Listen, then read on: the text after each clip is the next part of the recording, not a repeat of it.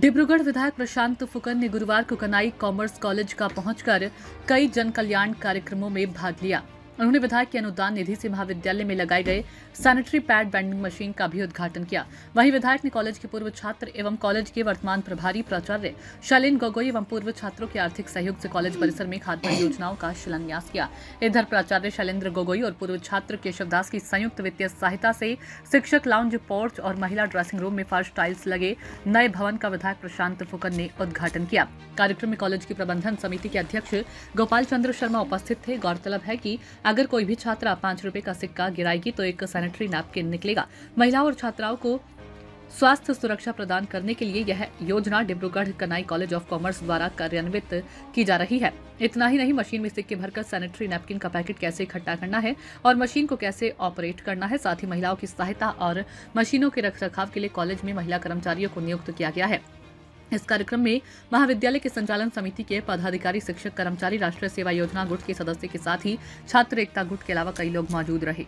स्वास्थ्य सुरक्षार कथा चिंता करी आज डिब्रूगढ़ समष्टिर अंतर्गत ये ऐतिहासिक महाविद्यालय केखनत MD science college, commerce college, DSSK commerce college और कानई कॉलेज और डिब्रू कॉलेज এই সৰ্বমুঠ 18 চনত আৰু এই 24 চনত মিলাই প্ৰায় 8টা ভেন্ডিং মেচিন আমি দিয়াৰ ব্যৱস্থা কৰিছিলোঁ।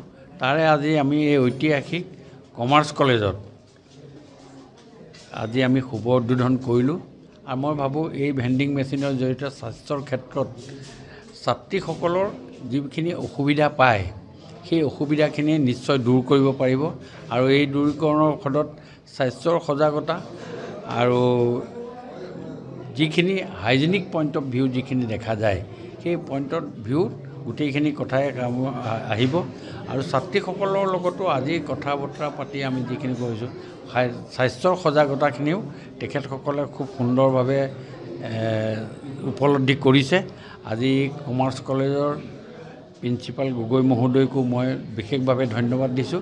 এটা সুন্দৰ জেগাত এটা সুন্দৰ পৰিৱেশত ভেন্ডিং মেচিনৰ যি ব্যৱস্থা কৰিছে আৰু মই ভাবোঁ যে নিশ্চয় তেখেতসকলে এই মেচিনটো সুন্দৰকৈ ৰাখিব আৰু এই মেচিনৰ জৰিয়তে আমি চিন্তা কৰোঁ যাতে প্ৰতিজনী ছোৱালীয়ে আমি পায়। আমি বিভিন্ন ধৰণৰ ক্ষেত্ৰত ছাত্ৰ ছাত্ৰীসকলৰ কাৰণে আমি সেৱা আগবঢ়াই আহোঁ।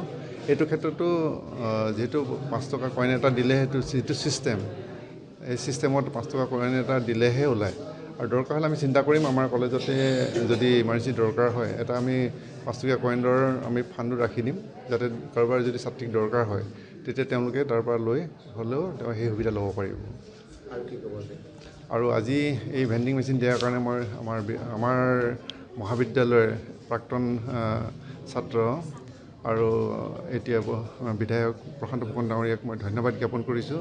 তাৰ লগতে কাব্যশ্ৰী কলিতাকো মই ধন্যবাদ জ্ঞাপন কৰিছোঁ। আমি তেওঁলোকক কোৱাৰ লগে লগে আমাক ভেন্ডিং মেচিন দিছিল। আগতেও আমি কৈছিলোঁ 18 চনতে তেওঁলোকে এটা আমাক ভেন্ডিং মেচিন দিছিল আৰু তেতিয়াৰ পৰা সেইটো ইউজ হৈয়ে আছে। আৰু কিন্তু কেতিয়াবা আমাৰ তাত অকণ অসুবিধা হয়, যিহেতু ছাত্ৰী জিৰণি কোঠাত আমি দিছিলোঁ, বেয়া হৈ যায় কেতিয়াবা, আমি তাত সোমাবলৈ অকণ অসুবিধা হয়। সেইকাৰণে আমি এতিয়া ইয়াত আমি নিজৰ তত্বাৱধানত আমি ৰাখিছোঁ। এইটো ইয়াত যাতে ভালকৈ ইউজ হ'ব, আমাক যি কাৰোবাক ক'লেই আমি সেই সুবিধা কৰি দিব পাৰিম। দৰকাৰ হ'লে আমাৰ 5 টকীয়া কইন তেওঁলোকৰ নাথাকিলেও আমি সেই ব্যৱস্থা কৰি দিয়াৰ ব্যৱস্থা আমি কৰিম আমাৰ কলেজ কৰ্তৃপক্ষৰ পৰা। তাৰোপৰি আজি আমাৰ এই হীৰক জয়ন্তী আমাৰ হৈ গৈছিল। আমাৰ হ'ব লাগিছিল 19 চনতেই। এই 19 চনতে আমাৰ ক'ভিডৰ কাৰণে আমি আমাৰ এই মহাবিদ্যালয় হীৰক জয়ন্তী আমি পলমকৈ পাতিব লগা হ'ল। আৰু তাৰ কাৰণে আমি 2023 চনৰ পৰা আমি 23-ৰ পৰা 24-লৈকে এই বছৰজোৰা আমি হীৰক জয়ন্তী কাৰ্যসূচী পালন কৰিছিলোঁ। আৰু তাত বহুজনে আমাক দান বৰঙণি দিছিল। তাৰ ভিতৰতে আমি আমাৰ এজন প্ৰাক্তন ছাত্ৰ কেশৱ দাস আৰু মই মিলি আমাৰ এই অনুষ্ঠানৰ লগত সংগতি ৰাখিয়ে